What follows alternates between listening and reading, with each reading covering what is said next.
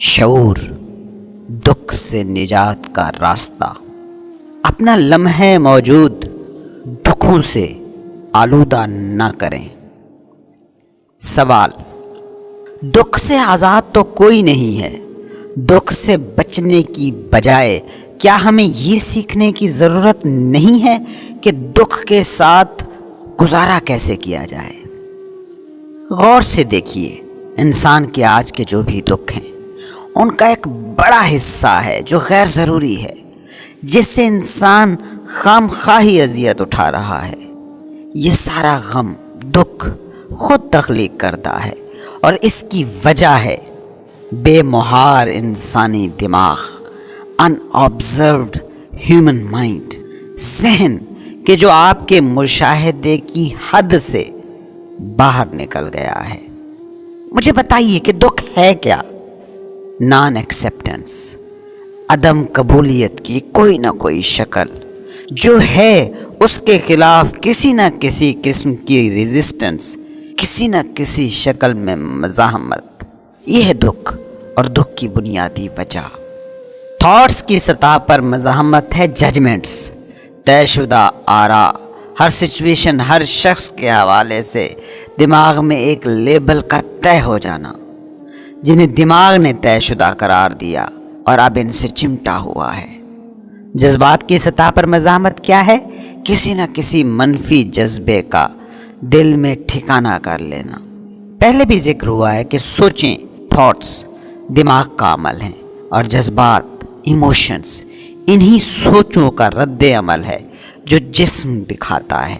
مثلا کسی پہاڑی سیاحتی مقام پر چھٹی کے بارے میں بیٹھے آپ سوچ رہے ہیں، تو جسم اس کا اظہار اس سنسنی کی صورت میں کرے گا جسے ہم خوشی کا نام دیتے ہیں۔ کسی معاشی بحران، کاروبار میں ہونے والے گھاٹے کے بارے میں اگر آپ بیٹھے سوچ رہے ہیں تو جسم میں جو سنسنی پیدا ہوتی ہے اسے ہم مایوسی کے نام سے جانتے ہیں۔ تمام جذبات سوچوں کے ماتحت ہوتے ہیں۔ سوچ منفی ہوگی تو جذبہ بھی منفی احساس پیدا کرے گا۔ منفی سوچ کیا ہے؟ جو ہے اسے قبول نہ کرنا، ازنس کو قبول نہ کرنا، اس پل کے ہونے کو قبول نہ کرنا، بلکہ اس کے خلاف مزاحمت کرنا، جو ہے اس کے خلاف ریزسٹنس۔ یاد رکھیے، معاشی بحران مایوسی تخلیق نہیں کرتا، بلکہ اس کے حوالے سے انسانی سوچ، تھاٹس ہیں جو مایوسی تخلیق کرتے ہیں، کیونکہ دماغ نے اپنے ڈھانچے میں کچھ آراء کو طے شدہ قرار دے رکھا ہے، اور ان طے شدہ آراء، ججمنٹس کے مطابق اگر کچھ نہیں ہے تو دماغ مزاحمت کی شکل میں منفی سوچیں تخلیق کرتا ہے۔ اس کی مثال کو یوں لیں کہ کسی دوست سے آپ قرض لینے گئے۔ ذہن کی ججمنٹ یہ تھی کہ وہ قرض دے دے گا، لیکن اس نے انکار کر دیا، تو اب اس امر واقعہ کو دماغ ریزسٹ کرے گا اور اسے دوست کے خلاف دکھ، مایوسی اور غصے کی وجہ بنا دے گا۔ قرضہ دینے سے انکار میں مایوسی یا دکھ یا غصہ نہیں تھا، بلکہ اس مینٹل امیج میں تھا، کیونکہ یہی قرضہ آپ کسی اجنبی سے مانگتے اور وہ انکار کر دیتا تو غصہ، نفرت یا مایوسی کبھی پیدا نہ ہوتی۔ درد یا دکھ کی شدت کا انحصار اس مزاحمت پر ہے جو دماغ ازنس، جو ہے کے خلاف کرتا ہے۔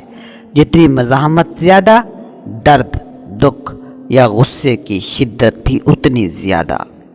جانیے کہ دماغ مزاحمت کرتا کیوں ہے؟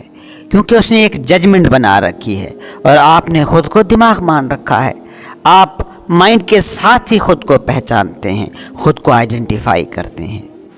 جب انسان کا ہونا صرف اس کے دماغ سے ہی جڑ جائے تو اس وقت ہی سارے انسانی المیے گھٹتے ہیں، کیونکہ دماغ کی بنیادی سرشت ہے موجودہ پل سے فرار۔ دوسری طرف حیات کا معجزہ برپا ہوتا ہے اس پل میں، دس ناؤ میں، موجودہ پل میں۔ دوسرے اور سادہ ترین لفظوں میں کہوں تو جو بھی شخص مائنڈ سے ایک ہے، خود کو اپنا دماغ سمجھتا ہے، ذہن سے آئیڈینٹیفائیڈ ہے، جو خود کو محض خود کا دماغ تصور کرتا ہے وہ اتنا ہی زیادہ دکھ اور درد کی شدت کو محسوس کرتا ہے۔ یا اسے یوں کہہ لیں کہ آپ جتنا زیادہ موجودہ پل کو احترام دیتے ہیں، اسے قبول کرتے ہیں، ایکسیپٹ کرتے ہیں، اتنے ہی زیادہ آپ درد سے، دکھ سے آزاد ہوتے جاتے ہیں۔ انائی دماغ، ایگوئک مائنڈ سے آزادی، دکھ سے رہائی کا دوسرا نام ہے۔ آپ کہیں گے کہ کیوں دماغ لمحہ موجود سے فرار کی کوشش کرتا ہے؟ تو اس کا جواب یہ ہے کہ دماغ، مائنڈ، وقت، ٹائم کے بغیر نہ تو فعال رہ سکتا ہے، نہ انسانی زندگی کو کنٹرول کر سکتا ہے۔ اور جس چیز کو ہم ٹائم کہتے ہیں وہ یا تو ماضی ہے یا مستقبل، موجودہ پل۔ یہ لمحہ ٹائم سے ماورا ہے۔ موجودہ پل بینگ کی اویئرنیس ہے، اور اویئرنیس ٹائم کی محتاج نہیں ہے۔ جب آپ لمحے موجود میں مکمل طور پر پریزنٹ ہوتے ہیں تو اس وقت ٹائم ختم ہو جاتا ہے، اور چونکہ دماغ کی سانسیں وقت کی آکسیجن سے ہی چلتی ہیں، اس لیے ٹائم کی گرفت سے آزاد لمحے موجود کو دماغ اپنے لیے خطرہ سمجھتا ہے۔ حقیقت یہ ہے کہ دماغ اور ٹائم ایک دوسرے کے بغیر ہیں ہی نہیں، اپنا وجود ہی نہیں رکھتے۔ ایک لمحے کے لیے سوچئے کہ یہ زمین انسانوں کے بغیر ہے، یہاں صرف پودے اور جانور ہیں۔ اس وقت زمین پر ماضی اور مستقبل کا کیا تصور ہوگا؟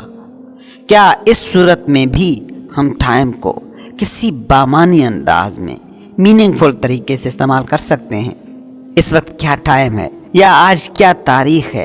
کیا یہ سوال اس صورت میں بامعنی ہوگا؟ شاہ بلوط کا درخت یا شاہین، ایسے کسی بھی سوال پر فقط ورطہ حیرت میں پڑ سکتے ہیں۔ ان کے پاس کہنے کو اس کے سوا کیا ہوگا؟ کیا وقت، کیا تاریخ؟ صرف لمحہ موجود ہے، ٹائم، ریئل ٹائم، سوائے لمحہ موجود کے اور کیا ہو سکتا ہے؟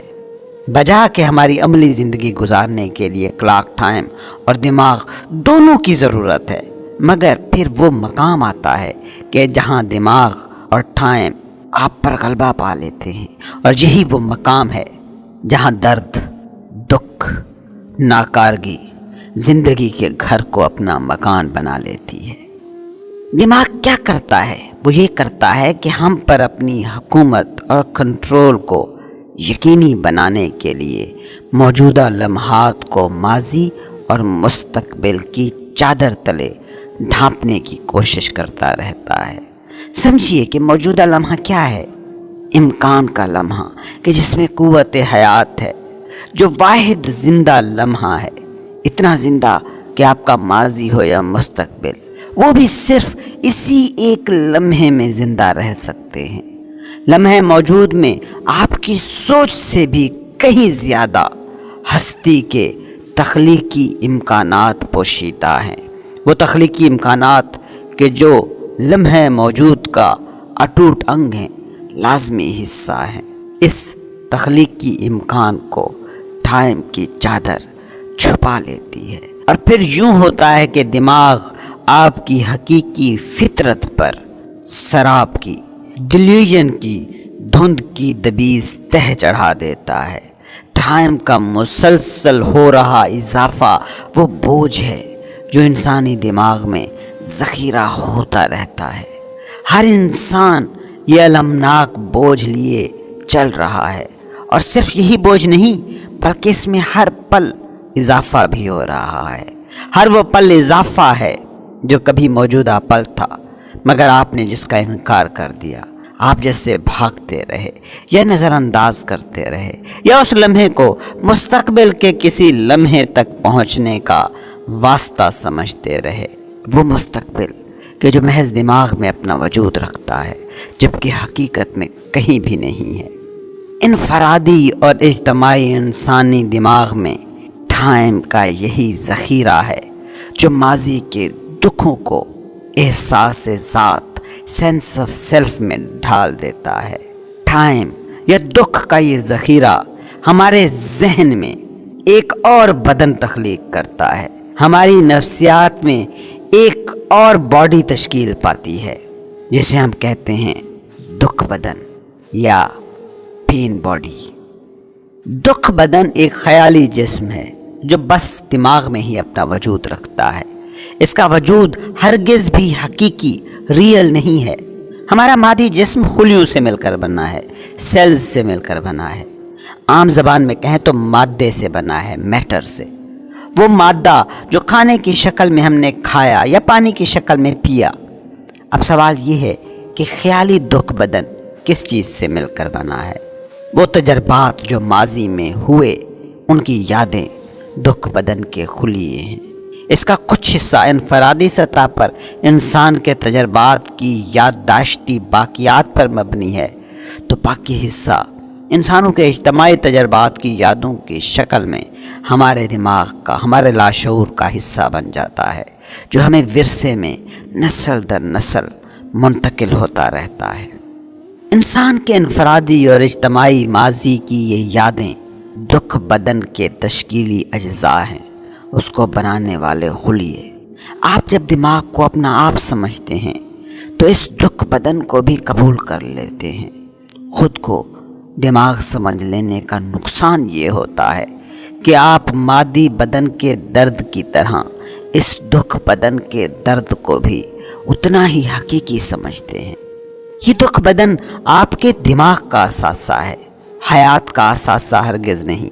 یہ دکھ بدن ہے جو موجودہ پل میں، موجودہ زندگی کے کرش میں آپ کی نظروں سے چھپا دیتا ہے۔ لمحہ موجود امکان کا لمحہ ہے، a movement of possibilities، اور دکھ بدن آپ کو ان بے کنار امکانات سے محروم کر دیتا ہے۔ اگر آپ چاہتے ہیں کہ خود کے لیے اور دوسروں کے لیے مزید دکھ تخلیق نہ کریں، اگر آپ اپنے ماضی سے جڑے دکھوں کے ذخیرے میں اور اضافہ نہیں چاہتے تو مزید ٹائم تخلیق کرنا بند کر دیں۔ ماضی اور مستقبل تخلیق کردہ ٹائم ہے، حقیقی ٹائم، ریئل ٹائم صرف اور صرف یہ پل ہے، لمحہ موجود ہے۔ ماضی کا وہ کم سے کم ذخیرہ سٹور کریں جو آپ کی دنیاوی میٹیریل زندگی کے عملی پہلوؤں سے نمٹنے کے لیے ضروری ہو۔ ٹائم کو تخلیق کرنے سے خود کو کیسے روکا جا سکتا ہے؟ پہلے تو اس بات کو سمجھیں کہ آپ کی واحد دولت ہے صرف اور صرف یہ پل، لمحہ موجود، جو واحد زندہ لمحہ ہے۔ اس لیے اپنی زندگی کا محور اسی لمحہ موجود کو بنائیں جو آپ کی واحد متاع ہے۔ لیکن حقیقت یہ ہے کہ ہم عموماً ٹائم یعنی ماضی یا مستقبل میں پھنسے رہتے ہیں، اپنے لمحہ موجود کو ہمیشہ ملتوی کرتے رہتے ہیں کسی اگلے لمحے کے لیے، جس کے بارے میں دماغ سوچتا ہے کہ وہ لمحہ اس لمحے سے بہتر ہوگا۔ آپ کا قیام، آپ کا سٹے لمحہ موجود میں رہے اور تھوڑی دیر کے لیے ماضی اور مستقبل میں بھٹکیں۔ ماضی اور مستقبل کے یہ مختصر دورے ہماری عملی دنیاوی زندگی کے حالات سے نمٹنے کے لیے ضروری ہیں۔ لمحہ موجود کو ہمیشہ یس کہنا سیکھیں۔ سوچیں، اس سے زیادہ فضول کام، حماقت اور پاگل پن کیا ہوگا کہ آپ کو صرف ایک ہی لمحہ میسر ہے اور آپ اسی لمحے سے لڑ رہے ہیں، اسی کے خلاف مزاحمت کر رہے ہیں، اسے کسی خیالی مستقبل کے لیے یا ماضی کے کسی مردہ پل پر قربان کر رہے ہیں۔ اس پوری کائنات میں آپ کی ہستی کو صرف ایک ہی نعمت دستیاب ہے، آپ کی ایک ہی واحد ترین حقیقت ہے، لمحہ موجود۔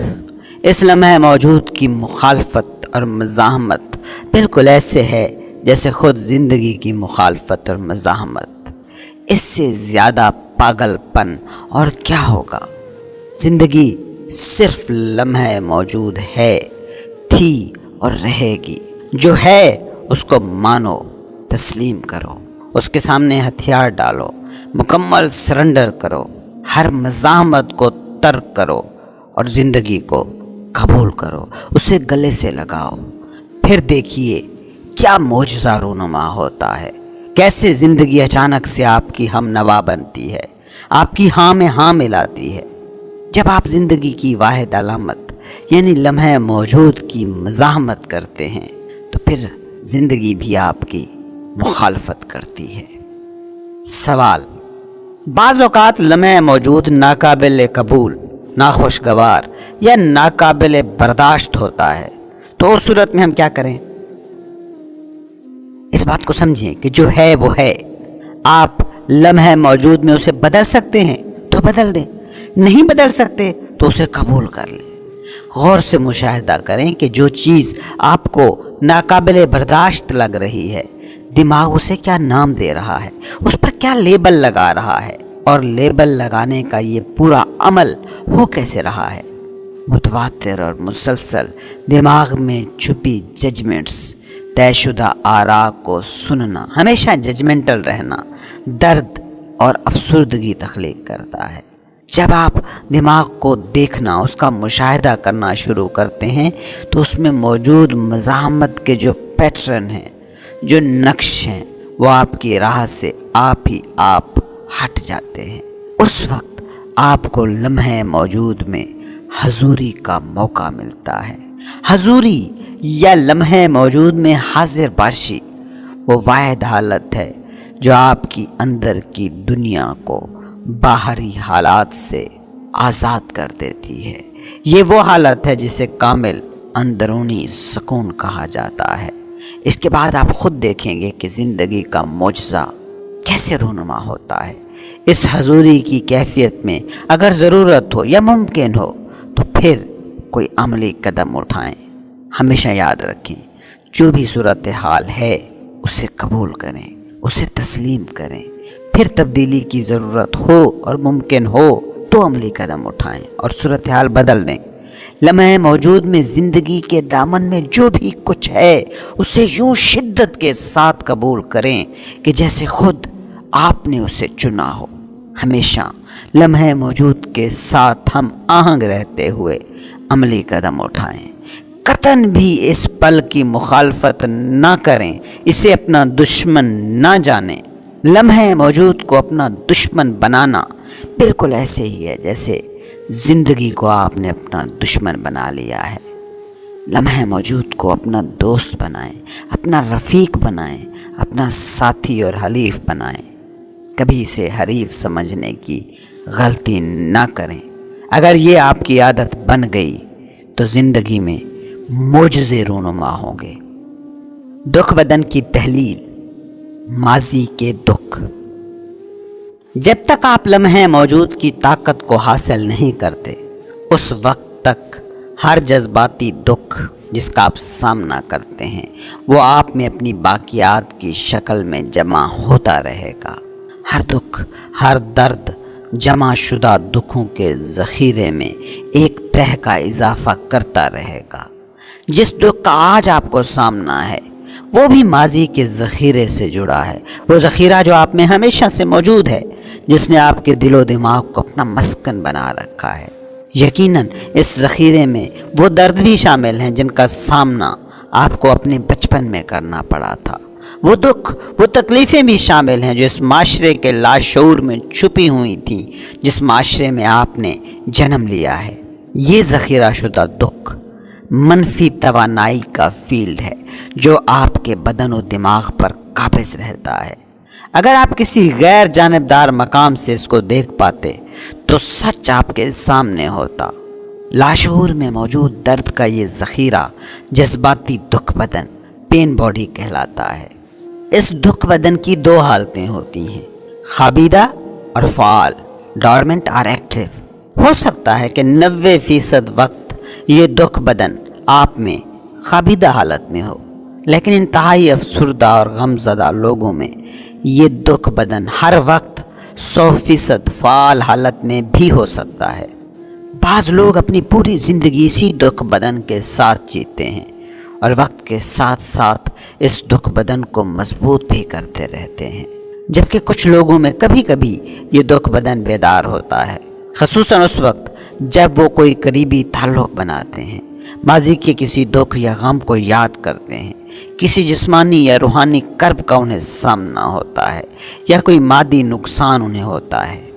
دکھ بدن کو کوئی بھی چیز ٹریگر کر سکتی ہے، جیسے کوئی خاص پیٹرن جو دکھ سے جڑا ہو۔ دکھ بدن جب فعال ہوتا ہے تو اپنے کسی قریبی شخص کا کوئی معمولی سا جملہ، عام سا مذاق بھی انتہائی کرب اور دکھ کی وجہ بن جاتا ہے۔ اس کی وجہ اصل میں وہ جملہ یا مذاق نہیں ہوتا، بلکہ دکھ بدن کی شکل میں ماضی کے نفسیاتی دکھوں کا ذخیرہ ہوتا ہے، جو فعال ہو کر دکھ، درد، الم کو تخلیق کرتا ہے۔ ان دکھوں کا تعلق لمحے موجود سے نہیں ہوتا، بلکہ یہ اصل میں آپ کی نفسیات کا حصہ ہوتے ہیں۔ کچھ دکھ بدن ناپسندیدہ تو ہوتے ہیں مگر نقصان دہ نہیں ہوتے۔ مثال کے طور پر بچوں کا دکھ بدن جو جیسے ہی فعال ہوتا ہے وہ رونا، دھونا، چیخنا، چلانا شروع کر دیتے ہیں۔ کچھ دکھ بدن منحوس اور تباہ کن عفریت جیسے ہوتے ہیں، کچھ جسمانی طور پر متشدد تو کچھ جذباتی سطح پر متشدد ہوتے ہیں۔ کچھ دکھ بدن جارحانہ مزاج کے حامل ہوتے ہیں جو ارد گرد موجود قریبی لوگوں پر اٹیک کرتے رہتے ہیں۔ محفل کو بدمزہ کر دینے والے لوگ اسی دکھ بدن کے حامل ہوتے ہیں، جبکہ کچھ دکھ بدن خود اسی انسان پر حملہ آور ہوتے ہیں جس میں ان کا قیام ہوتا ہے۔ جن لوگوں میں یہ دکھ بدن ہوتا ہے وہ زندگی کو مایوسی کی اینک سے دیکھنے والے لوگ ہیں۔ انہیں ہر چیز میں خرابی نظر آتی ہے۔ زندگی کے حوالے سے ان لوگوں کے جذبات اور افکار منفی اور تباہ کن ہوتے ہیں۔ اکثر بیماریوں اور حادثوں کا شکار رہنے والے یہی لوگ ہوتے ہیں۔ کچھ دکھ بدن تو اتنے شدید ہوتے ہیں کہ وہ اپنے میزبان کو خودکشی تک لے جاتے ہیں۔ شاید آپ کو بھی کبھی ایسے کسی شخص سے ملنے کا اتفاق ہوا ہو جس کے بارے میں آپ سوچتے ہوں کہ آپ اسے جانتے ہیں، اچھی طرح پہچانتے ہیں، اور پھر آپ کے سامنے ہی کوئی ایسی بات ہو گئی کہ اس شخص کا دکھ بدن، پین باڈی بیدار ہو گیا، تو وہی مہذب شخص اچانک کسی اور سیارے کی مخلوق لگنا شروع ہو جاتا ہے، تباہ کن مخلوق کہ جس کا یہ روپ آپ شاید پہلی دفعہ دیکھ رہے ہوں۔ اس وقت آپ کو ایک شدید قسم کا جھٹکا لگتا ہے، دھچکا پہنچتا ہے۔ تاہم یہاں میں ایک بات ضرور کرنا چاہوں گا کہ ہر شخص میں ہی دکھ بدن موجود ہوتا ہے، اس لیے اگر آپ نے اسے سمجھنا ہو تو دوسروں میں اس کو ڈھونڈنے کی بجائے خود میں اس کو ڈھونڈنا شروع کریں۔ جس وقت آپ کے اندر غم کی، افسردگی کی، مایوسی کی کوئی لہر ابھرے، کوئی تکلیف دہ احساس جاگے، چاہے کسی بھی شکل میں، تو الرٹ ہو جائیے، ہوشیار ہو جائیے، آپ کا دکھ بدن بیدار ہو رہا ہے۔ دکھ بدن کوئی بھی روپ دھار سکتا ہے، جیسے جھنجھلاہٹ، عجلت، افسردگی، تکلیف دینے کی خواہش، غصہ، طیش، گھبراہٹ، رشتوں اور گھریلو زندگی میں ڈرامہ یا اسی طرح کے دیگر منفی جذبے۔ اسے اسی لمحے میں پکڑیے کہ جب یہ خوابیدہ حالت سے بیداری کی طرف آ رہا ہو۔ دکھ بدن ہر صورت خود کو باقی رکھنے کی کوشش کرتا ہے، بالکل اسی طرح جیسے ہر وجود اپنی بقا کے لیے کوشش کرتا ہے، اور دکھ بدن کی بقا اسی میں ہے کہ آپ کو قائل کر لے کہ آپ لاشعوری طور پر خود کو اس کے ساتھ شناخت کریں، اس کو اپنا آپ سمجھیں، کیونکہ جب آپ قائل ہو جاتے ہیں تو دکھ حاوی ہو جاتا ہے، آپ کا کنٹرول اس کے ہاتھ میں چلا جاتا ہے اور یہ خود آپ بن جاتا ہے اور آپ ہی کے ذریعے سے خود کو زندہ رکھتا ہے۔ اسے زندہ رہنے کے لیے آپ کی غذا درکار ہے۔ یہ کسی بھی ایسے تجربے سے طاقت لے گا جس کا انرجی فیلڈ اس کے اپنے انرجی فیلڈ سے ہم آہنگ ہوگا۔ کوئی بھی چیز کے جو مزید دکھ پیدا کرے، چاہے یہ کسی بھی شکل میں ہو، غصے کی شکل میں، اپنی تباہی کی صورت میں، نفرت، غم، ایموشنل ڈرامہ، تشدد، حتیٰ کہ بیماری کی شکل میں۔ اس لیے دکھ بدن جب آپ پر قابض ہو جاتا ہے تو یہ ایسی صورتحال پیدا کر دیتا ہے جس کا انرجی فیلڈ اس کے اپنے انرجی فیلڈ سے میل کھاتا ہو، تاکہ اسے مزید توانائی، طاقت ملتی رہے۔ درد صرف درد پر ہی پل سکتا ہے، درد خوشی پر تو پلنے سے رہا۔ دکھ بدن کے لیے خوشی ہضم کرنا بہت مشکل کام ہے۔ دکھ بدن جب آپ پر مکمل طور پر غلبہ پا لیتا ہے تو اس وقت آپ کو مزید دکھ درکار ہوتا ہے۔ اس وقت آپ یا تو شکار بن جاتے ہیں یا شکاری، یا درد دینے والے یا درد سہنے والے، یا پھر دونوں ہی؟ حقیقت یہ ہے کہ ان دونوں میں کوئی فرق نہیں ہے۔ یہ اور بات کہ شعوری سطح پر آپ اس حقیقت سے آگاہ نہیں ہیں، اس لیے آپ چلائیں گے کہ نہیں، ہم تو درد کی خواہش نہیں رکھتے، بھلا دکھ کون چاہتا ہے؟ مگر ذرا محتاط اور ذرا قریب سے مشاہدہ کریں تو جان لیں گے کہ آپ کے خیال، سوچیں اور رویے ڈیزائن ہی اسی طرح ہو چکے ہیں کہ وہ درد کو دوام دے سکیں، خود کو بھی دوسروں کو بھی۔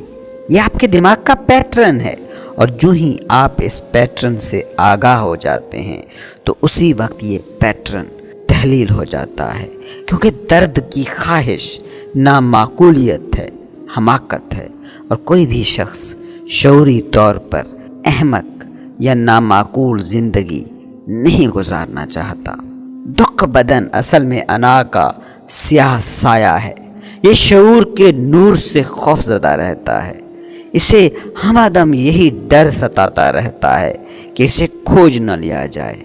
اس کی بقا کا انحصار بس اس ایک بات پر ہے کہ آپ لاشعوری طور پر خود کو اس کے ساتھ آئیڈینٹیفائی کرتے رہیں، اس کے ساتھ شناخت کریں، خود کو خود کا دکھ بدن سمجھیں۔ اگر آپ اس کا سامنا نہیں کرتے، اگر درد کو کانشیس شعور کے نور میں نہیں لے آتے، تو آپ بار بار اس درد کو سہنے پر مجبور رہیں گے۔ ہو سکتا ہے کہ دکھ بدن آپ کو کوئی خوفناک عفریت جیسا لگ رہا ہو، جسے آپ ایک نظر دیکھنا بھی نہ چاہتے ہوں، لیکن یقین مانیے یہ صرف ایک خیالی عفریت ہے جو لمحے موجود میں آپ کی موجودگی یعنی حضوری کی طاقت کے سامنے کھڑا نہیں ہو سکتا۔ اکثر روحانی تعلیمات کے مطابق ہر دکھ حتمی نتیجے میں بس فریب نظر ہے، اور یہ بات 100% حقیقت ہے۔ سوال یہ ہے کہ کیا یہ بات آپ کے لیے درست ہے یا نہیں؟ محض یقین اس حقیقت کو حقیقت نہیں بنا سکتا۔ کیا آپ یہ پسند کرو گے کہ باقی کی ساری زندگی دکھ کا سامنا کرتے رہو اور اس کے ساتھ یہ الاپ بھی جاری رکھو کہ دکھ تو بس فریب نظر ہے؟ کیا اس طرح آپ دکھ سے آزاد ہو جائیں گے؟ جو میں بتانا چاہ رہا ہوں وہ یہ ہے کہ اس حقیقت کو ہم کیسے محسوس کر سکتے ہیں، اور اس کا طریقہ یہ ہے کہ اسے آپ خود اپنے تجربے کی روشنی میں بطور حقیقت دیکھیں۔ پہلے سمجھیں دکھ بدن کا طریقہ واردات کیا ہے۔ بس یہ کہ آپ اپنے آپ کو براہ راست نہ دیکھ سکیں۔ جس لمحے میں آپ اسے محسوس کر لیتے ہیں، اپنے اندر اس کے انرجی فیلڈ کا اندازہ کر لیتے ہیں اور اپنی توجہ کو اس پر مرکوز کر لیتے ہیں، اسی وقت اس کے ساتھ آپ کی جڑی شناخت آئیڈینٹیفیکیشن ختم ہو جاتی ہے۔ آئیڈینٹیفیکیشن کا خاتمہ ہوتے ہی شعور کی، کانشیسنس کی بلند تر سطح فعال ہو جاتی ہے۔ اس کو میں کہتا ہوں پریزنس، حضوری، ہر وقت حاضر ہونا، حاضر باشی کی حالت۔ اب آپ دکھ بدن کے نگران بن گئے ہیں، چوکیدار اور مشاہدہ کار ہیں۔ اس کا مطلب یہ ہوا کہ یہ اب آپ کو مزید استعمال نہیں کر سکتا، یہ اب آپ بن کر آپ کے سامنے نہیں آئے گا، اور اب یہ خود کو آپ سے بھر نہیں سکے گا۔ آپ نے اپنی اتھاہ گہرائیوں میں موجود اپنے استحکام کو، اپنی اسٹرینگتھس کو دریافت کر لیا ہے۔ آپ لمحے موجود تک رسائی حاصل کر چکے ہیں۔ سوال: دکھ بدن کا اس وقت کیا ہوتا ہے جب ہم شعور کی سطح پر جیتے ہیں اور اس سے اپنی شناخت کو بالکل قطع کر لیتے ہیں؟ دیکھیں، دکھ بدن تخلیق ہوتا ہے غیر شعوری زندگی، انکانشیس لائف جینے سے، جبکہ شعور، کانشیسنس اسے خود میں ڈھال لیتا ہے۔ مطلب کہ جیسے ہی آپ شعوری سطح پر لمحے موجود میں جینا شروع کرتے ہیں تو پین باڈی جو لاشعور کی ڈومین میں تھی وہ شعور کی ڈومین میں آ جاتی ہے۔ شعور کی ڈومین میں آ کر یہ خود شعور بن جاتی ہے۔ سینٹ پال نے اس اصول کو بہت ہی خوبصورت الفاظ میں بیان کیا ہے۔ سینٹ پال کہتے ہیں، ہر چیز جو نظر آتی ہے وہ اس وقت نظر آتی ہے جب وہ روشنی کے سامنے آ جاتی ہے، اور جو بھی چیز روشنی کے سامنے آتی ہے وہ خود بھی روشنی بن جاتی ہے۔ جس طرح آپ اندھیرے سے نہیں لڑ سکتے، ٹھیک اسی طرح آپ دکھ بدن سے بھی نہیں لڑ سکتے۔ اگر آپ ایسا کریں گے تو اس صورت میں آپ اندرونی طور پر کنفلکٹ کا شکار ہو جائیں گے۔ آپ کے اندر ایک خلفشار پیدا ہوگا جو مزید درد، مزید پین کو تخلیق کرنے کا سبب بنے گا۔ پین باڈی ایک ایسا بھوت ہے جس کی طاقت صرف اس کے نادیدہ ہونے میں ہے۔ جسم کو لگنے والی چوٹیں قابل مشاہدہ ہیں، اس لیے قابل علاج بھی ہیں، مگر پین باڈی کی چوٹیں ناقابل مشاہدہ ہیں، اس لیے ناقابل علاج بھی ہیں۔ اس کا علاج بس ایک ہے کہ اس نادیدہ بھوت کو دیدہ بنا دیا جائے، اس نہ نظر آنے والی چیز کو نظر آنے والی چیز میں ڈھال دیا جائے۔ پین باڈی کو صرف دیکھ لینا کافی ہے۔ دیکھنے کا مطلب یہ ہے کہ آپ اسے بطور لمحہ موجود کے قبول کر رہے ہیں، بطور اس وقت درپیش صورتحال کے۔ دکھ بدن کے کام کرنے کا طریقہ پہلے سمجھیں۔ وہ بہت سادہ ہے کیونکہ یہ فزیکل نہیں ہے، اس لیے کوئی ایسا میکینزم بھی نہیں ہے جو اس دکھ بدن کی توانائی کی ضرورتیں پوری کر سکے۔ دکھ بدن ہمیشہ ادھار کی توانائی پر جیتا ہے، اس توانائی پر جو حیات کی اجتماعی توانائی کی کل انرجی فیلڈ سے الگ ہو جاتی ہے اور عارضی طور پر مائنڈ آئیڈینٹیفیکیشن کے غیر فطری عمل کے ذریعے خود مختار ہو جاتی ہے۔ یہ خود کو خود ہی فعال کر لیتی ہے اور حیات مخالف اینٹی لائف طاقت بن جاتی ہے، جیسے کوئی ایسا جانور جو اپنی ہی دم کو کھانے پر آ جائے۔ آپ دیکھتے نہیں کہ ہماری تہذیب جو ہم نے ہی تخلیق کی، کیسے یہ اینٹی لائف حیات کش ہوتی جا رہی ہے، مگر خود یہ حیات کش انرجی بھی اصل میں لائف انرجی ہی ہے۔ یعنی پین باڈی جس انرجی کے دم پر زندہ ہے وہ کہیں اور سے نہیں آ رہی بلکہ ہماری ہی قوت حیات سے ادھار لی گئی ہے۔ جب آپ شعور کی سطح پر جینا شروع کرتے ہیں اور خود کو دماغ سے ڈس آئیڈینٹیفائی علیحدہ کر لیتے ہیں اور اپنے دماغ کے نگران، واچر، مشاہدہ کار بن جاتے ہیں، تو اس کے بعد بھی کچھ عرصے تک دکھ بدن زندہ اور فعال رہتا ہے۔ یعنی یہ درندہ مجروح تو ہے مگر ابھی مرا نہیں ہے۔ یہ چالیں چلتا رہتا ہے تاکہ ایک بار پھر آپ خود کو دماغ سے نتھی کر لیں، خود کو اپنا دماغ سمجھنا شروع کر دیں۔ اگرچہ اب دکھ بدن اسے مزید طاقت نہیں دے پاتا، مگر ایک مخصوص مومنٹم بہرحال ہوتا ہے جو کچھ دیر تک ایکٹیو رہتا ہے۔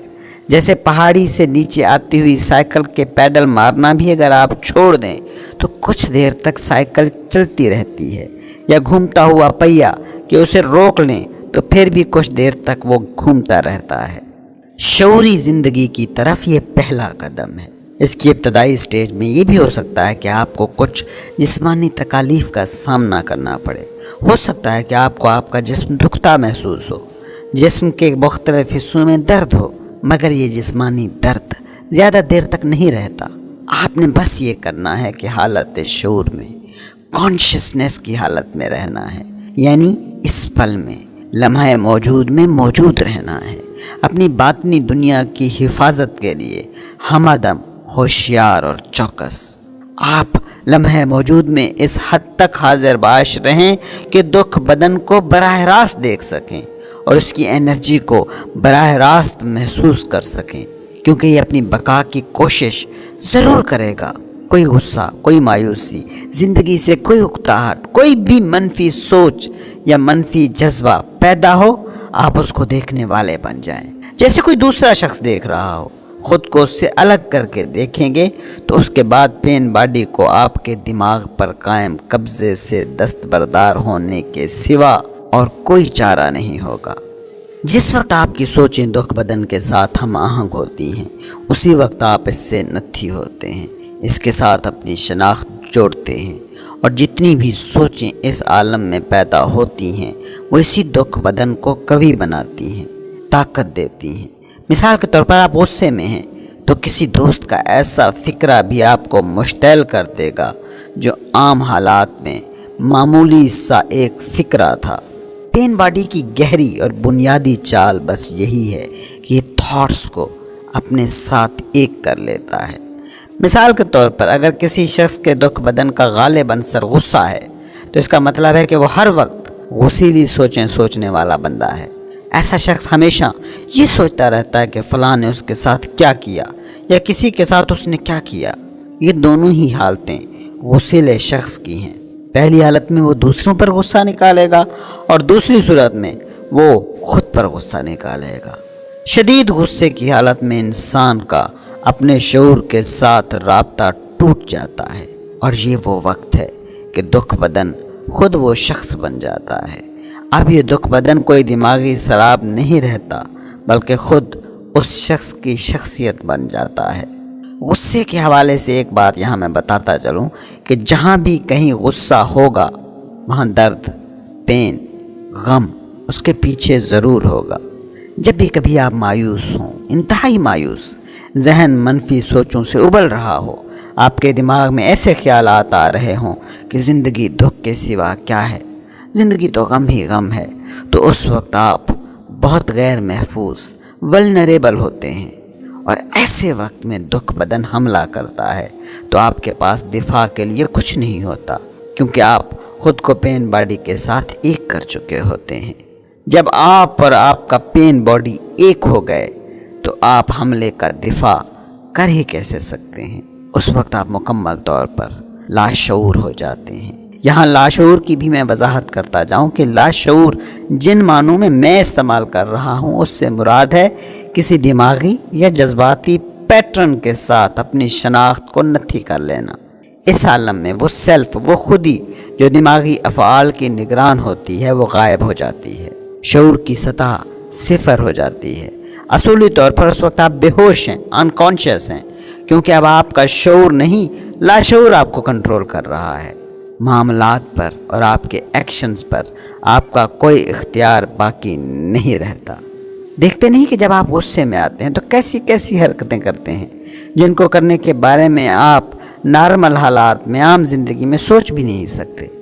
جب آپ شعور کی سطح پر جینا شروع کرتے ہیں، مسلسل شعوری توجہ دیتے ہیں اپنے ہر ایکشن کو، ہر تھاٹ کو، ہر جذبے کو، اپنے رسپانسز کو، تو اس وقت یہ ہوتا ہے کہ دکھ بدن اور فکری عمل یعنی سوچوں یا تھاٹس کے درمیان موجود لنک ٹوٹ جاتا ہے۔ وہ جو ایک دوسرے کو تقویت دے رہے تھے، ایک دوسرے کو انرجی دے رہے تھے، اب وہ ایک دوسرے کو طاقت نہیں دے سکتے۔ مثال کے طور پر کسی وقت آپ غصے میں ہوں، بہت ہی غصے میں، اور اچانک ہی یہ سوچ کر دیکھیں کہ یہ مجھے کیا ہو رہا ہے، میں کیوں گالیاں دے رہا ہوں، یا کسی کو کیوں پیٹ رہا ہوں، یا کیوں چیزیں توڑ رہا ہوں، تو آپ دیکھیں گے کہ آپ فوراً اس حالت سے باہر نکل آئیں گے، کیونکہ جو ہی یہ لنک ٹوٹتا ہے اس وقت بڑی اندرونی تبدیلی کا عمل شروع ہوتا ہے۔ جب آپ شعور کو لمحے موجود پر مرتکز کرتے ہیں تو دکھ بدن کے دکھ آپ کے شعلہ شعور کا ایندھن بن جاتے ہیں، اور نتیجہ اس کا یہ نکلتا ہے کہ شعور کی شمع اور بھی زیادہ منور ہوتی جاتی ہے۔ الکیمی کا فن ماضی میں بہت معروف رہا ہے۔ اس میں دھاتوں کو سونے میں بدلنے کی کوشش کی جاتی تھی۔ اس دور میں صرف الکیمسٹ ہی اس اصطلاح کو استعمال نہیں کرتے تھے، بلکہ صوفی اور روحانی فلسفی اور گرو بھی اس اصطلاح کو استعمال کرتے تھے، جس کی تشریح وہ کچھ اس طرح کرتے تھے: الکیمی کے ذریعے جیسے عام دھاتوں کو سونے میں ڈھال دیا جاتا ہے، اسی طرح درد کو بھی شعور میں ڈھال کر انسان خود کو سونا بنا سکتا ہے۔ یہ وہ حالت ہوتی ہے کہ جس میں اندرونی انتشار، باطنی درزیں بھر جاتی ہیں اور آپ ایک بار پھر کل بن جاتے ہیں۔ اس کے بعد آپ کا کام صرف یہ رہ جاتا ہے کہ مزید دکھ تخلیق نہ کریں۔ مجھے اجازت دیں کہ میں اس پورے عمل کا خلاصہ پیش کر سکوں۔ پہلے تو دکھ بدن کی موجودگی کو جانیے، اس کی موجودگی کو قبول کیجیے، مگر یہ یاد رہے کہ اس کے بارے میں سوچنا نہیں ہے، محسوس کرنا ہے۔ محسوسات کو، فیلنگز کو خیالات میں نہیں ڈھالنا ہے۔ اسے جج نہ کریں، کوئی رائے دیں نہ اس کا تجزیہ کریں، اپنے لیے اس سے کوئی شناخت اخذ نہ کریں۔ خود کو خود سمجھیں اور دکھ بدن کو دکھ بدن سمجھیں۔ موجود رہیں، پریزنٹ رہیں، حاضر باش، اور اپنے اندر ہو رہے ہر عمل کا مشاہدہ کرتے رہیں۔ بی آبزرور، مشاہدہ کار رہیں، آگاہ رہیں، اویئر رہیں، صرف جذباتی تکلیف سے ہی نہیں بلکہ اس سے بھی جو یہ مشاہدہ کر رہا ہے۔ خاموش ناظر، سائلنٹ واچر، اسی کا نام ہے موجودہ لمحے کی طاقت، پاور آف ناؤ، آپ کی اپنی شعوری حاضر باشی کی طاقت۔ اس کے بعد دیکھیں کہ کیا ہوتا ہے۔ اکثر عورتوں میں دکھ بدن ان کے مخصوص ایام کے شروع میں بیدار ہوتا ہے۔ آگے چل کر میں اس کی وضاحت کروں گا اور وجوہات پر بھی تفصیل سے بات کروں گا۔ اس وقت بس اتنا کہوں گا کہ اگر آپ ہوشیار باش و حاضر باش رہنے کے قابل ہو جاتی ہیں اور اپنے اندرونی احساسات کو دیکھ پاتی ہیں اور ان احساسات کو خود پر غالب نہیں آنے دیتی، تو یہ پینفل وقت آپ کے لیے سب سے بڑی روحانی مشق کا ذریعہ بن سکتا ہے، اور اس کے بعد یہ بھی ممکن ہے کہ آپ کے ماضی کے تمام دکھ بھی بدل جائیں۔ انا کا خود کو دکھ بدن سمجھنا۔ ابھی جس پروسیس کی میں نے بات کی ہے وہ بہت سادہ نظر آنے کے باوجود بہت زیادہ طاقتور ہے۔ یہ عمل اتنا سادہ ہے کہ ایک بچے تک کو سکھایا جا سکتا ہے، اور مجھے پوری امید ہے کہ ضرور ایک دن آئے گا جب بچوں کو اسکول میں یہ سکھایا جائے گا۔ ایک بار جب آپ نے اپنے اندر واقع ہو رہی تبدیلی کو بطور ناظر حاضر باش رہتے ہوئے دیکھنے کا فن سیکھ لیا اور آپ اسے سمجھ گئے خود تجربہ کر کے، تو آپ کے ہاتھ میں کائنات کا طاقتور ترین انقلابی ٹول آ گیا۔ اس بات سے انکار نہیں کہ اس عمل میں آپ کو درد سے لا تعلق کرنے کے حوالے سے شدید اندرونی مزاحمت کا سامنا کرنا پڑے گا۔ یہ ہونا اس وقت زیادہ یقینی ہے کہ جب آپ کی زندگی کا اکثر حصہ جذباتی دکھ بدن کو اپنا آپ سمجھتے گزرا ہو اور مکمل یا احساس خودی کا بڑا حصہ اسی سے منسلک ہو۔ اس کا کیا مطلب ہے؟ اس کا مطلب یہ ہے کہ اپنے دکھ بدن سے آپ نے اپنا افسردہ سیلف تراشا ہوا ہے اور یہ مان لیا ہوا ہے کہ دماغ کا گھڑا یہ افسانہ ہی آپ خود ہو۔ اس صورت میں اپنی شناخت کھونے کا لاشعوری خوف کسی بھی قسم کی ڈس آئیڈینٹیفیکیشن کی شدید مزاحمت کرے گا۔ دوسرے لفظوں میں یہ کہ آپ دکھ بدن کے ساتھ تو رہنا چن لو گے، مگر نامعلوم کی طرف یہ جست نہیں لگاؤ گے جس میں جانے پہچانے افسردہ سیلف کو کھو دینے کا کوئی خطرہ ہو۔ اگر آپ کے ساتھ بھی ایسا ہو رہا ہے تو اپنے اندر اس مزاحمت کا مشاہدہ کریں۔ درد سے آپ کی یہ دل بستگی کیوں ہے، اس کو نوٹس کریں، غور سے دیکھیں، ہوشیار رہیں۔ افسردہ رہنے سے جو آپ کو ایک خاص طرح کا لطف مل رہا ہے اسے سمجھنے کی، اسے ڈھونڈنے کی کوشش کریں۔ اس کے بارے میں بولنے اور سوچنے پر آپ کیوں مجبور ہیں، اس کا مشاہدہ کریں۔ مزاحمت خود بخود ختم ہو جائے گی اگر آپ اسے شعور کی سطح پر محسوس کریں گے۔ اس کے بعد آپ اپنی توجہ کو دکھ بدن کی طرف لے جائیں، بطور شاہد حاضر رہیں اور تبدیلی کے عمل کو نقطۂ آغاز فراہم کریں۔ یہ کام آپ خود کر سکتے ہیں، کوئی اور انسان آپ کے لیے یہ نہیں کر سکتا۔ لیکن خوش قسمتی سے اگر آپ کو کوئی ایسا شخص مل جاتا ہے جو شدت سے حالت شعور میں موجود ہے، جسے حضوری کا کیف نصیب ہے، اگر آپ ایسے لوگوں کے ساتھ رہتے ہیں اور ان کی حالت حضوری میں ساتھ ملتے ہیں تو یہ آپ کے لیے مددگار ہو سکتا ہے اور چیزیں زیادہ تیزی کے ساتھ ہو سکتی ہیں۔ اس طریقے سے خدا آپ کا نور جلدی جلدی توانا ہونا شروع ہو جائے گا، جیسے لکڑی کا کوئی ٹکڑا ہو جو ابھی آگ میں ڈالا گیا ہو۔ اسے اگر ایسی لکڑی کے ٹکڑے کے اوپر رکھ دیا جائے جو پہلے ہی شدت سے جل رہا ہو، تو دونوں کے ساتھ رکھنے کے بعد اگر الگ کر دیا جائے تو پہلا لکڑی کا ٹکڑا بھی شدت سے جلنا شروع ہو جائے گا، کیونکہ بہرحال آگ تو ایک ہی ہے۔ روحانی گرو کا ایک ہی تو کام ہے، یہی آگ ہو جانا۔ کچھ تھراپسٹ بھی اس کام کو بخوبی سر انجام دے سکتے ہیں، بشرطے کہ وہ دماغ کی سطح سے خود اوپر اٹھ چکے ہوں اور شدید شعوری حضوری کی حالت میں ہوں جب وہ آپ کے ساتھ کام کر رہے ہوں۔ خوف کا نقطۂ آغاز۔ سوال: آپ نے بتایا کہ خوف جذباتی درد کی بنیاد ہے۔ یہ خوف کیسے جنم لیتا ہے اور ہماری زندگیوں میں اتنے خوف کیوں آ گئے ہیں؟ دوسری بات یہ کہ کیا خوف سیلف پروٹیکشن کی ضرورت نہیں ہے؟ اگر مجھے آگ کا خوف نہ ہوگا تو میں خود کو جلا بیٹھوں گا۔ اس بات کو سمجھیں کہ آپ آگ میں ہاتھ نہیں ڈالتے، اس کی وجہ یہ نہیں ہے کہ آپ آگ سے خوف زدہ ہیں، بلکہ اس کی وجہ یہ ہے کہ آپ جانتے ہیں کہ آگ جلاتی ہے۔ بے وجہ کے خطروں اور نقصانات سے بچنے کے لیے خوف زدہ ہونے کی کوئی ضرورت نہیں ہوتی، بلکہ اس کے لیے ضرورت ہوتی ہے تھوڑی سی ذہانت اور تھوڑی سی کامن سینس کی۔ ایسے روزمرہ کے عملی تجربات کے لیے ماضی کے سبق بہت مفید ہیں۔ انسانی تاریخ سے حاصل شدہ علم کو اس مقصد کے لیے استعمال کرنا مفید ہے، مگر اس سے خوف زدہ ہونے کی بھلا کہاں ضرورت ہے؟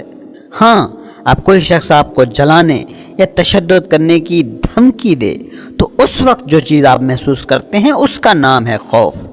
یہ جبلتی شرنکنگ سکڑاؤ ہے جو خطرے کے وقت انسانی جسم پیدا کرتا ہے، مگر یہ کوئی نفسیاتی کنڈیشن نہیں ہے جس کے بارے میں ہم یہاں بات کر رہے ہیں۔ نفسیاتی خوف وہ حالت ہے کہ جس کا کسی ٹھوس یا فوری خطرے سے کسی بھی قسم کا کوئی تعلق نہیں ہوتا۔ مثال کے طور پر کچھ لوگوں کو بلند جگہوں کا خوف ہوتا ہے، وہ محفوظ بلند جگہوں پر بھی خوف زدہ ہو جاتے ہیں۔ یہ نفسیاتی فوبیا ہے۔ نیچرل سکڑاؤ اس وقت ہوتا ہے کہ جب آپ کسی بلند جگہ جیسے دیوار وغیرہ پر چل رہے ہوں اور گرنے سے بچنے کے لیے جسم سکڑ جاتا ہے۔ یہ نیچرل ہے، فطری ہے۔ لیکن اگر 20ویں منزل پر کسی محفوظ کمرے میں بیٹھے ہیں اور یہ سوچ سوچ کر آپ کو ہول اٹھ رہے ہیں کہ میں اتنی بلندی پر بیٹھا ہوں، تو یہ فوبیا ہے، یہ نفسیاتی خوف ہے جو غیر فطری ہے، جو بیماری ہے۔ نفسیاتی خوف کی کئی شکلیں ہیں، جیسے بے چینی، پریشانی، انزائٹی، نروسنس، تناؤ، فکر مندی، فوبیا اور اسی طرح کی دوسری علامتیں۔ اس نوع کا نفسیاتی خوف ہمیشہ کسی ایسی چیز سے متعلق ہوتا ہے جو ہو سکتی ہے، یعنی جو ہوئی نہیں ہے، بس اس کے ہونے کا ایک امکان ہے۔ جیسے 20ویں منزل پر بیٹھے ہوئے یہ سوچنا کہ اگر زلزلہ آیا اور عمارت گر گئی تو کیا ہوگا۔ یہ کسی امکانی واقعے کا خوف ہے جس کی بنیاد نفسیاتی ہے۔ نفسیاتی خوف کا تعلق کبھی بھی موجودہ لمحے میں ہو رہے کسی واقعے سے نہیں ہوتا۔ نفسیاتی خوف کے عالم میں آپ جسمانی طور پر تو لمحے موجود میں ہوتے ہیں، مگر آپ کا دماغ مستقبل میں ہوتا ہے۔ اس سے گیپ تخلیق پاتا ہے جسے انزائٹی گیپ کہا جاتا ہے۔ اور اگر آپ دماغ کے ساتھ نتھی ہیں، آئیڈینٹیفائیڈ ہیں، خود کو اپنا دماغ سمجھنے والے ہیں اور لمحے موجود کی سادگی کی طاقت کے ساتھ اپنا تعلق توڑ چکے ہیں، تو یہ انزائٹی گیپ آپ کا مستقل ساتھی ہے۔ لمحے موجود کی خوشی ہو یا غم، اس کا سامنا کیا جا سکتا ہے، آسانی سے کیا جا سکتا ہے، کیونکہ سامنے ہے۔ اذنس ہی کافی ہے اس کا سامنا کرنے کے لیے۔ مثال کے طور پر کوئی بڑے سے بڑا واقعہ بھی ہو جائے تو آپ اس کا سامنا اس وقت کر ہی لیتے ہیں جس وقت وہ ہوتا ہے، لیکن آپ اپنے ذہن کے کسی پروجیکشن سے نہیں لڑ سکتے۔ کسی ایسی چیز سے آپ کیسے لڑیں گے کہ جو بس دماغ میں اپنا وجود رکھ رہی ہو اور حقیقت کی دنیا میں اس کا کہیں کوئی وجود ہی نہ ہو؟ سادہ لفظوں میں کہوں تو یہ کہ آپ مستقبل کے ساتھ نہیں لڑ سکتے۔ جب تک آپ مائنڈ کے ساتھ آئیڈینٹیفائیڈ ہیں، جب تک آپ دماغ کو اپنا آپ سمجھ رہے ہیں، تو آپ کی زندگی کی لگامیں انا کے ہاتھ میں ہیں۔ جیسا کہ پہلے بھی کہا گیا ہے، انا بھوت جیسی ایک چیز ہے جس کا اپنی حفاظت کا ایک پورا میکینزم ہے۔ بھوت جیسی اس لیے کہ جیسے بھوت نہ ہونے کے باوجود بھی انسان کو بالکل اسی طرح ڈرا سکتے ہیں جیسے جنگل میں کوئی حقیقی شیر، اسی طرح ذہن کی تخلیق کردہ انا کے تقاضے بھی آپ کو اسی طرح ڈراتے رہتے ہیں۔ انا بنیادی طور پر ولنریبل اور انسیکیور یعنی غیر محفوظ ہے۔ یہ ہمیشہ خود کو کسی نہ کسی خطرے کا شکار رکھتی ہے۔ بھوک کا خطرہ، بے روزگاری کا خطرہ، رشتوں کے ٹوٹ جانے کا خطرہ، کچھ کھو دینے کا خطرہ، ترقی نہ مل سکنے کا خطرہ، باقی لوگوں سے پیچھے رہ جانے کا خطرہ، منصوبوں کے ناکام ہو جانے کا خطرہ۔ انا ہر وقت انہی خطرات میں گھری رہتی ہے، اور ایسا نہیں کہ اسے خطروں کے خوف سے بچنے میں دلچسپی ہو، بلکہ یہی خطرے ہیں جو اس کے ہونے کا ثبوت ہیں۔ یہ خوف اور یہ خطرے انا کے لیے آکسیجن ہیں۔ انا انہی پر زندہ رہتی ہے کیونکہ یہی خوف اور یہی خطرے ہیں جو انسانوں کو لمحہ موجود سے بیگانہ کر دیتے ہیں، وہ لمحہ موجود کہ جو واحد زندہ لمحہ ہے اور جس لمحے میں کوئی خطرہ یا خوف ناممکن ہے۔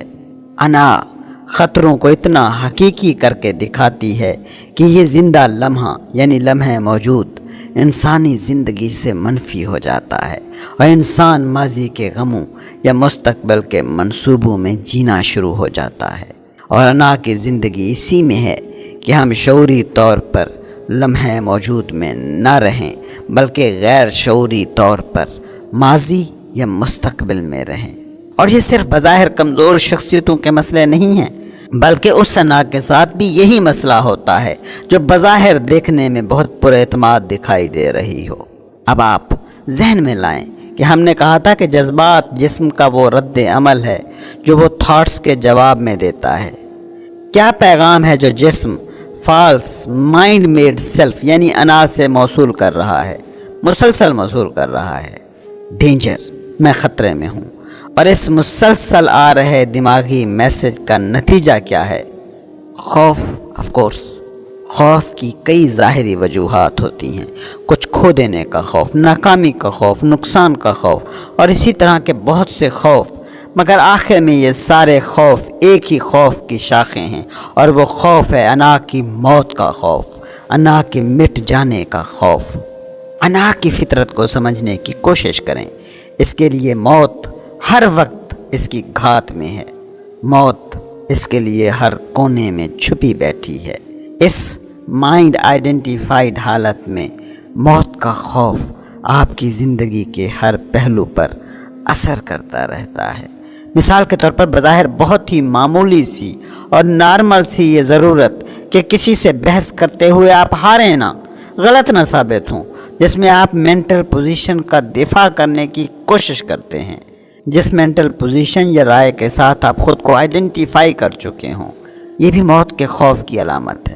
اگر آپ نے مینٹل پوزیشن کے ساتھ خود کو ایک سمجھ لیا ہے اور اس صورت میں آپ غلط ثابت ہو جاتے ہیں، تو دماغ کی بنیاد پر تعمیر شدہ آپ کا احساس ذات، سینس آف سیلف، اسے اپنے لیے سنجیدہ خطرہ اور تباہی سمجھتا ہے۔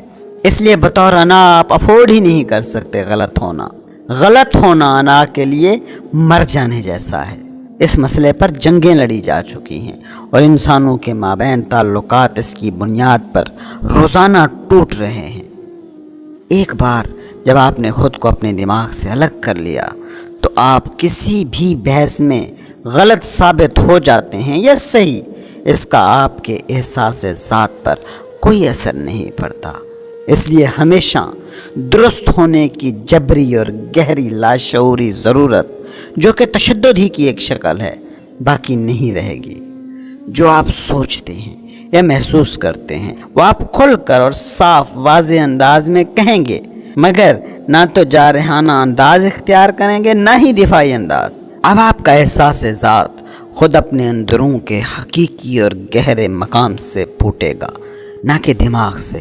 اپنے اندر موجود ان چیزوں کو غور سے دیکھیں جن کے حوالے سے آپ دفاعی رویہ اختیار کرتے ہیں، اور پھر خود سے سوال کریں کیا چیز ہے جس کا آپ دفاع کر رہے ہیں۔ ایک سراب نما شناخت، اپنے ذہن میں موجود ایک تصویر، ایک افسانہ۔ اس پیٹرن کو جب آپ شعور کی سطح پر لے آئیں گے، اس کو دیکھ سکیں گے، تو خود کو اس سے الگ کر کے بھی دیکھ سکیں گے۔ آپ کے شعور کی روشنی میں لاشعوری پیٹرن فوراً ہوا ہو جائے گا۔ اس سے سب دلائل اور پاور گیمز کا خاتمہ ہو جائے گا۔ انسانی تعلقات کو یہی دلائل، یہی پاور گیمز ہی تو تباہ کر رہی ہیں۔ شعور کی سطح پر آتے ہی آپ ان سے الگ ہو جائیں گے۔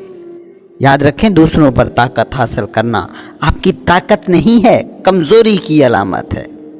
حقیقی طاقت آپ کے اندر ہے، اور یہ طاقت آپ کے پاس اس لمحے میں بھی موجود ہے۔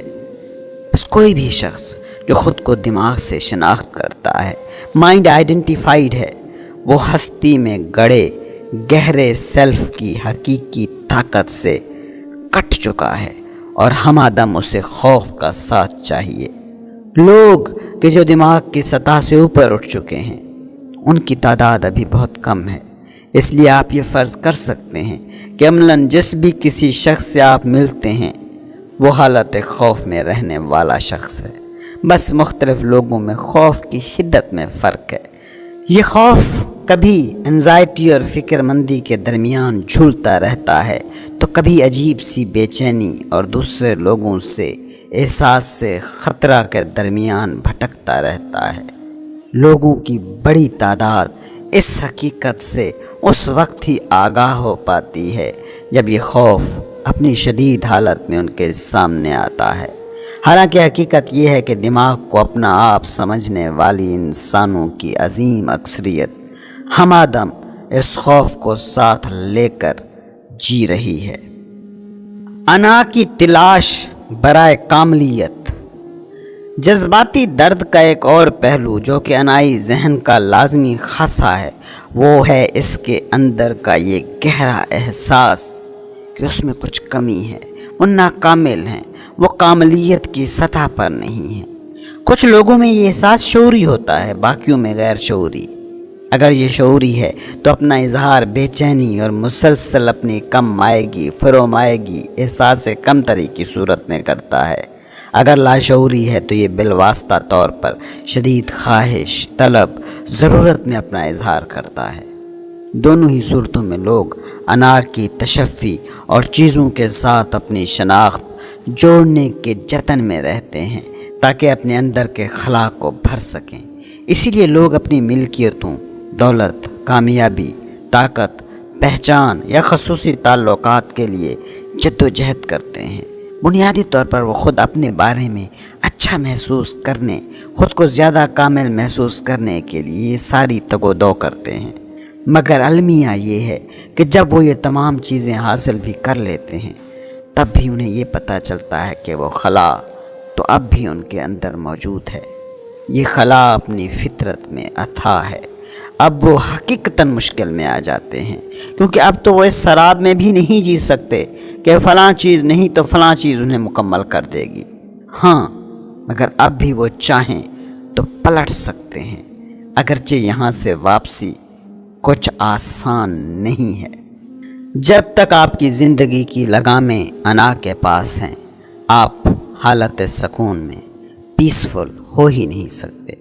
آپ کے اندر اطمینان یا بھرپور زندگی کا احساس پیدا ہو ہی نہیں سکتا۔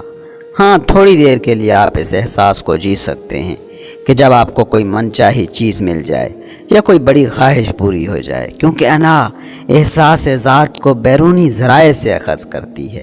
اسے ضرورت ہوتی ہے باہری اشیاء سے اپنی شناخت جوڑنے کی، اس کا ہر دم دفاع کرنا پڑتا ہے اور ہر دم اس کا پیٹ بھرنا پڑتا ہے۔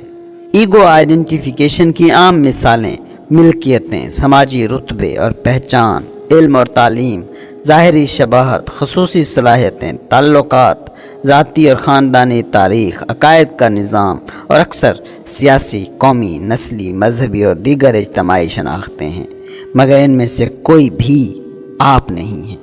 کیا یہ سب سننے میں خوفزدہ کرنے والا لگ رہا ہے؟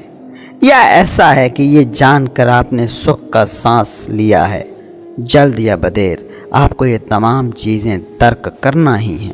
شاید ابھی بھی آپ اس پر یقین کرنے کو تیار نہیں، اور یقین مانیے کہ میں یہ نہیں کہہ رہا کہ آپ یقین کریں کہ آپ کی شناخت ان میں سے کسی بھی چیز سے جڑی ہوئی نہیں ہے۔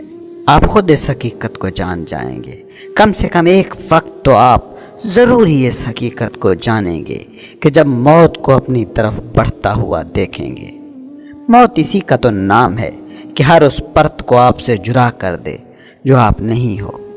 زندگی کا راز موت سے پہلے مر جانے میں ہے، کیونکہ یہی وہ مقام ہے جہاں پہنچ کر آپ جانتے ہیں کہ موت نام کی کوئی چیز ہے ہی نہیں۔ یہ تھا پاور آف ناؤ از ایک ہار ٹولے کا دوسرا چیپٹر۔ اگلی ایپیسوڈ میں ہم سنیں گے پاور آف ناؤ کا تیسرا چیپٹر، جس کا موضوع ہے لمحے موجود کی گہرائی میں اترنا۔ اگلی ایپیسوڈز کو پر وقت سننے کے لیے چینل کو سبسکرائب کر لیں اور بیل آئیکن کو بھی پریس کر لیں تاکہ نوٹیفیکیشن کے ذریعے آپ کو اطلاع ملتی رہے۔